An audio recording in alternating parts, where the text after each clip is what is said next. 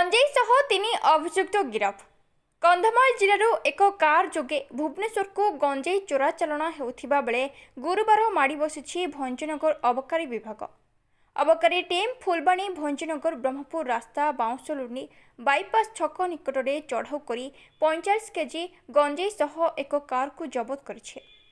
एही गंजेई चालाण में संपृक्त थिबा गंजाम जिला कविसूर्यनगर थाना सांतरापुर प्रदीप बिशोई, कोदारा थाना दानपुर ग्रामर बाबुला भूया और जगन्नाथ बिशोई को गिरफ कर कोर्ट चालाण कर अबकारी एसआई अलिभा माझी सूचना देछन्ते। सूचना अनुसार गुरुवार गिरफ 3 जन एक कार रे गंजेई धरी कंधमाल जिलूर भाया भंजनगर दे भुवनेश्वर अभिमुखे आसुथिले।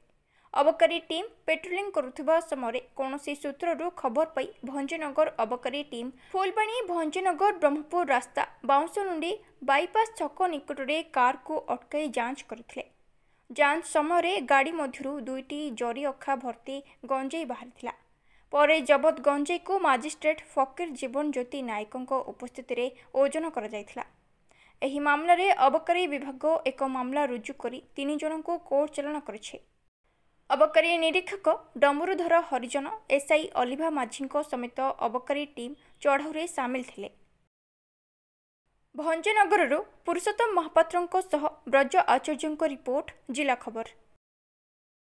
एक्चुअली पूजा पार्वण को लक्ष्य रखी जो कमिश्नर सर गोटे स्पेशल ड्राइव प्रोग्राम चलते अलरेडी 1 तारिख स्टार्ट हो गलानी 1 ରୁ 30 पर्यंत स्पेशल ड्राइव चली as per the direction of our excise superintendent sir Ganjam. तो आम रेगुलर पेट्रोलिंग करूँ। पेट्रोलिंग टाइम जो आज सका आम फेरुलु आम ये आम बाईपास रोड में देखिए गोटे गाड़ी आमको बहुत जोर स्पीड रे ओभरटेक कला गोटे मेटेलिक सिल्वर कलर गोटे एटिया गाड़ी आमको ओभरटेक कला।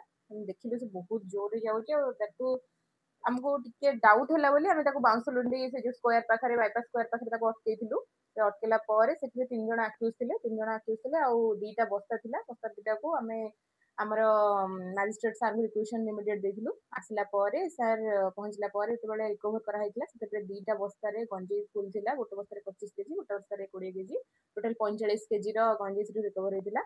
3 जन आक्यूज बाहर आक्यूज माने कहवा अनुसार से फुलबाणी आसुले फुलबाणी कोदड़ा एरिया लोक जोटा कि कोदड़ा को ट्रांसपोर्ट होता गंजेईटा सेमती किसी आम पाखे इनफॉरमेशन नथिला। आम सरप्राइज चेकिंग करू करू एमती नॉर्मल रेगुलर पेट्रोलिंग रे सेटा को धरा पड़ी ए माने आमनकर कोनोसी मामला नाही आगु फर्स्ट टाइम पे माने हमको एठी धरा पड़ी।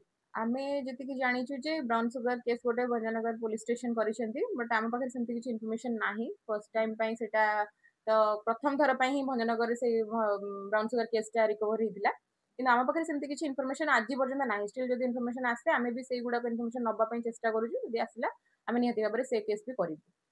रेगुलर पेट्रोलिंग चली से गुड़ा को तो ही आखिरी रखिकी गोटे माने स्पेशल ड्राइव गुड़ा गोटे मास तमाम गोटे स्पेशल ड्राइव प्रोग्राम चली कंटिन्यूअसली पेट्रोलिंग चलुची कंटिन्यूअसली केस भी रजिस्टर होची। ईच डे हमर केस रजिस्टर होची। मो स्टाफ माने भी सब एक्टिव रहउछंती स्टाफ फील्ड रे भी बुलुछंती सेति पाई तो एटा धरा पड़ी। तो आम आहुरी भी आमर येटा को आहुरी सुदृढ़ करूँ आ केस करने चेष्टा करूँ।